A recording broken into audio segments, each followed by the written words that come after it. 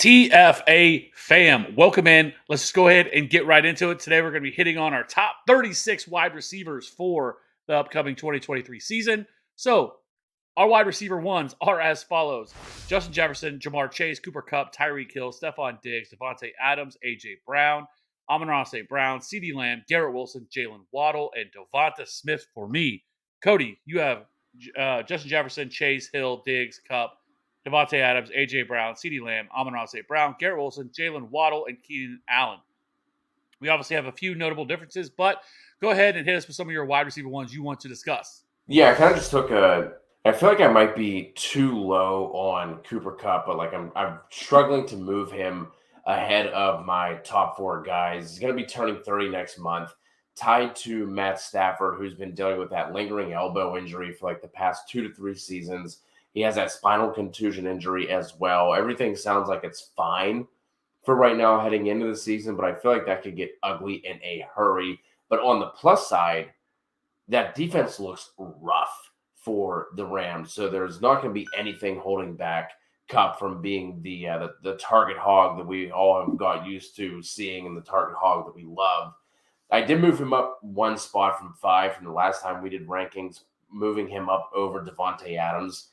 And I did that not solely based off of this reason, but it made it a lot easier for me to do it with the quotes coming out about how Devontae Adams is basically saying he just doesn't understand the team's offensive plan heading into this season, right? And that does not sound promising. Saying that he just doesn't see eye to eye with the front office and the way that they're laying out the plans. Who knows what that really means and what that's going to entail and how that shows up on the field.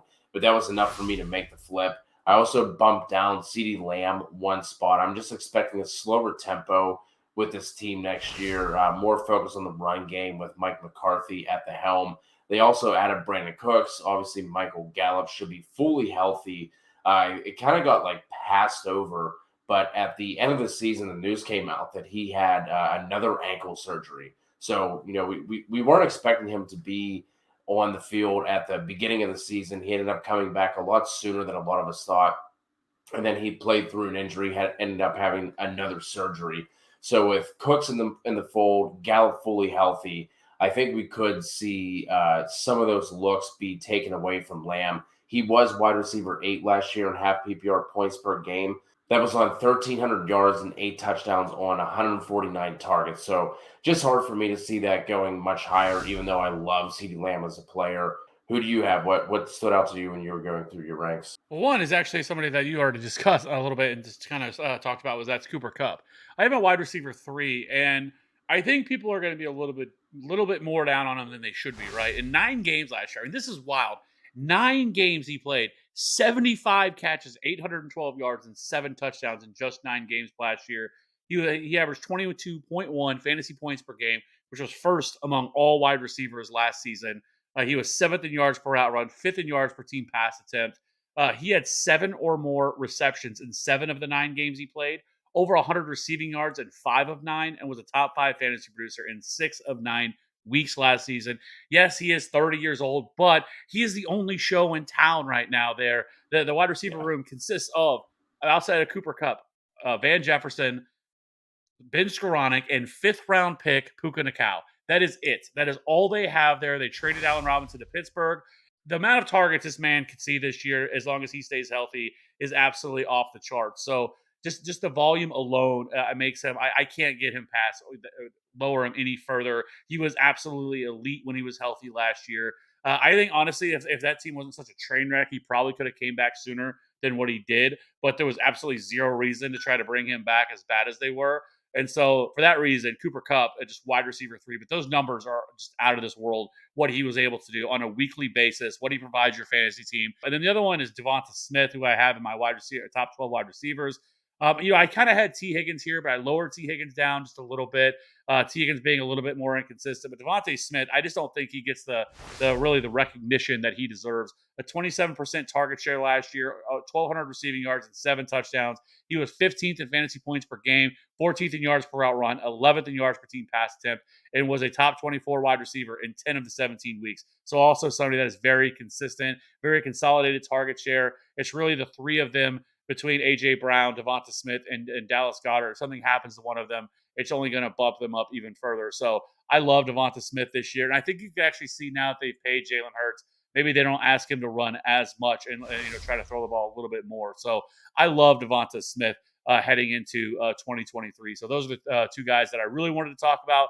Let's go ahead and jump over to the wide receiver twos, where we have Chris Olave, and I have bumped up Calvin Ridley once again, all the way up to wide receiver 14. T. Higgins, DJ Moore, DK Metcalf, Amari, Terry McLaurin, Michael Pittman, Keenan Allen, Drake London, Mike Williams, and Christian Watson. And then Cody, you have T. Higgins, Devonta, Amari Cooper, DK Metcalf, Olave, Ridley, Samuel, Hopkins, Pittman, DJ Moore, Christian Watson, and Mike Williams.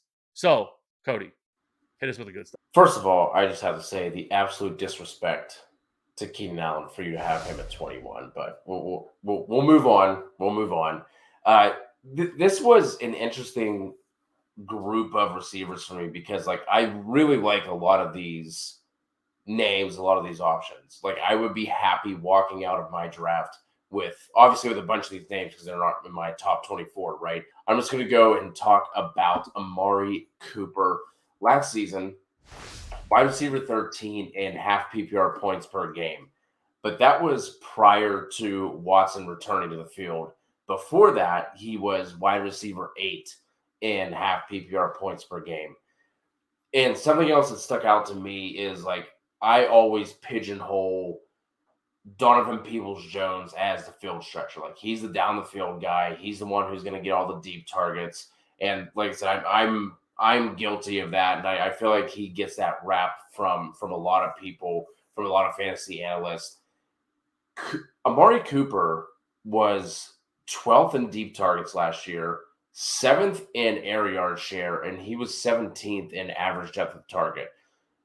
If Deshaun Watson can bounce back and not be a complete and utter turd on the field, I think Cooper is going to be fantastic value. I think he's going as like wide receiver 18 right now on underdog drafts. Like I said, I don't have him that much higher here. I don't think that once the August drafts roll around and we're talking about a bunch of people in like their work leagues and family leagues and that sort of thing, I don't necessarily believe he's going to be valued at that spot. So I think he's going to be a fantastic value even by the time the drafts roll around, because he's not someone that I foresee that he's just going to shoot up, even if he starts, picking up some buzz and hype heading into draft season. Yeah, so first, I just want to address the thing that you brought up in the very beginning, and that's Keenan Allen. So I actually thought about having Keenan Allen outside of my top 24. You son of a bitch. I don't think it's disrespectful. He's 31 years old. And this is the most target competition he's ever going to see, right? Well, you have Quentin Johnson now, you have Mike Williams, and really that's that second half bounce back that he had last year was with Mike Williams off the field, and they had nobody else to throw the ball to. Like, it was him and Austin Eckler, right? That's just not going to be the case this year. I think this offense is going to be a little bit different. It's going to be predicated a little bit differently. I still think Keenan Allen can have his weeks, but I think the days of Keenan Allen being this elite wide receiver are kind of over. I don't think he's dead. I don't think he's going to be terrible. But on a guy who doesn't really score touchdowns at a high rate, and now you're adding in a bona fide number 3 wide receiver. We're not talking about some of the guys they've had in the past. And I really like Josh Palmer, but he's not Quentin Johnson. And so now, like, I just think with all the target competition, yes, of course, Mike Williams can get hurt, but Keenan Allen has also dealt with his fair share of injuries. And that age cliff, when it comes hard. And so, like, he's 31 years old. It's just harder for me to trust him with the other wide receivers that are around him. I still think he should be a wide receiver too. I couldn't get him. I wasn't going to drop him that low. That was a little bit too much. But he's just somebody that is off my radar, not somebody I would want. I think I would rather just wait, and I think you could get Mike Williams, who is cheaper. And then if you really wanted to wait longer, I think Quentin Johnson is also a target you can get probably in the 7th or 8th, 9th round, somewhere right around there for fantasy purposes. So I just don't love Keenan Allen the way some other people might have. And like I said, the age is getting up there, and I think just the added weapons is going to be a problem. Next up, I do want to talk about – yeah, well, it happens, okay? So Terry McLaurin is the next guy. So originally I had him as a wide receiver 3, but the more and more I have kind of thought about it and really kind of looked into everything, you can't have him outside of a wide receiver 2. Like, For this man, I mean, he has had some of the worst quarterback play you could possibly ask for, and he's still produced in the face of it every single year. Last season, only on 120 targets, 77 catches, 1,200 yards, 15 and a half yards per reception. And he also had 5 receiving touchdowns. That's kind of been the big thing for him, that he hasn't really been a guy who's been able to score a lot of touchdowns. Very much a little bit like a DJ Moore type of situation where he doesn't just get a lot of touchdowns. We'll see with Sam Howell. He's the guy that they're pegging as being the guy. They're raving about him. Obviously, there's a new offensive coordinator in town, Eric Bieniemy, coming in and being the offensive coordinator here. I think he'll be able to, kind of run this offense the way he sees fit. And I think this is going to be a big upgrade. We know, coming from the Andy Reid tree, they're not going to run the ball as much as they did in the years past. I think you see a little more of an uptick. You look at the weapons that are here with McLaurin. You also have Jahan Dotson, who I love, who I really keep trying to get in the top 36. He's just right on the outside of that, but love Jahan Dotson as well. They still have Curtis Samuel there. And so I just think Terry McLaurin could take another step forward this year, and he's just a locked in wide receiver 2 for me. And then other guy I want to talk about was Drake London. Wide receiver 23 is where I have him right now. Listen, it cannot be stated how terrible Marcus Mariota was last year. But he was still last season. He averaged 10.5 fantasy points per game with a 29% target share, fifth most among all wide receivers, 72 catches, 866 yards. He was 11th in yards per route run, 16th in yards per team pass attempt. And where I think things are going to get interesting is with Desmond Ridder being the full-time quarterback. Because if you look at Mariota last year, he only had 2 games last year, 2 of the 13 games he played with over 30 pass attempts. Ridder had 2 in just the 4 games that he played. This offense is going to throw the ball more than what it did last year. This defense is still not very good. There's going to be much more volume to go around. I don't think Desmond Ridder is a great quarterback, but he can't be any worse than what Marcus Mariota was last year for this team. That team was just did not throw the ball. There was plenty of games where they threw less than 20 times. Like, that is not just a recipe for success in terms of fantasy production. I don't think Drake London is going to get the respect he deserves. He's going to be a little bit undervalued this year, and I just think that's a mistake. I love Drake London heading into 2023. And I also think Kyle Pitts is also in for a big bounce back because there's just nobody else there. You go look at the depth chart, it is absolutely barren past those 2 guys. And now with Bijan Robinson, who's also probably going to get a large target share as well. But still, you're talking about those are the guys. Like, that's it. That's all they got. There's nothing else there. If an injury were to happen, it is game over for the rest of them. So I think Drake London can see a large target share. I think he can have a big bump in terms of overall targets. I think you could see him in the 140, 150 range this year. I think that's definitely in the range of possibilities. I love Drake London, and I think that he is in for a big breakout year in 2023. So let's wrap this thing up. Let's jump over to the wide receiver 3s. DeAndre Hopkins for me, Brandon Cooks, Deontay Johnson, Brandon Ayuk, Jerry Jeudy, Chris Godwin, Treylon Burks, Jordan Addison, Deebo Samuel, Kadarius Toney, Mike Evans, and Christian Kirk. And then, Cody, you have Lockett, Kirk, Jeudy, Cooks, Godwin, Ayuk, Terry McLaurin, Mike Evans, JuJu Smith-Schuster, Jordan Addison, Treylon Burks, Mike Evans, and just the disrespect with Terry McLaurin at 31. I mean, that's a little too low. But hey, hit us with the wide receiver 3s. Disrespect one of my guys. Gonna disrespect one of yours. And also, I don't have Drake London in my top 36. So I'll throw that one out there. Again, man, this is another one of those cases where, like, I'm looking at this list. I like a lot of these names. It wasn't anyone that really jumped out at me. Like, at this point of the season where, like, I feel like I have to, like, hammer on. I was happy to see you also had Jordan Addison ranked here. I wasn't sure if he was going to come in for you in your top 36 or not. But I think if we want to talk about bad defenses, we're looking at a defense that was god awful last year and then lost pieces from last year that were like pieces that were contributing on a weekly basis for the Vikings. So, you obviously have Justin Jefferson on one side, and it's going to be Jordan Addison in the slot, just eating up all of those easy targets. And I'm definitely here for it. But the guy that I want to talk about real quick is, someone who I feel like I am much higher on than consensus, is JuJu Smith-Schuster. So last year, wide receiver 36 in half PPR points per game, quietly had just about 900 yards from weeks 1 to 17. Like, obviously the weeks that we care about. I think it was like 933 for the entire year. Now he is the wide receiver 1 for the Pats, which I get, it's not that exciting, but I think he could push for like 120-ish targets. And now that they have a legitimate offensive coordinator there in New England, and that offense isn't being run by Matt Patricia and Joe fucking Judge, like I think that this like could be a little bit rosier of a situation than it was last year. I think he makes for an interesting wide receiver three. He's currently being drafted as wide receiver 50 on Underdog, and he is the Fantasy Pros consensus wide receiver 49. I get it on Underdog, right? We're talking best ball. He doesn't have like a sexy ceiling or anything, but I think you could do like a lot worse in terms of just like a safe option at wide receiver three for your fantasy teams. The Pats also have the most difficult schedule in 2023 by looking at their opponents' projected Vegas win totals, right? So maybe we also see them higher than the 17th in pass play percentage that they were last year. For me, in terms of the wide receiver threes, firstly, I want to talk about, one kind of elephant in the room that I have Debo Samuel pretty low, and where I have Brandon Ayuk actually ahead of him, and I think that's fair. Brandon Ayuk is a very, very good wide receiver, and I think, I think he's a borderline kind of elite wide receiver, or entering that tier of where we can talk about him. He's been very productive, over his career. Yes, a couple years ago he had that little, that weird stuff going on with Kyle Shanahan, where he's in the doghouse, but when he's been on the field, he has been ultra productive. And now the thing is, I don't really know what's going to happen with the quarterback situation. We'll wait that out. But last year, I mean, Brandon Ayuk outscored on a fantasy points per game basis Debo Samuel last year. He was 23rd in fantasy points per game. Debo Samuel was 28th.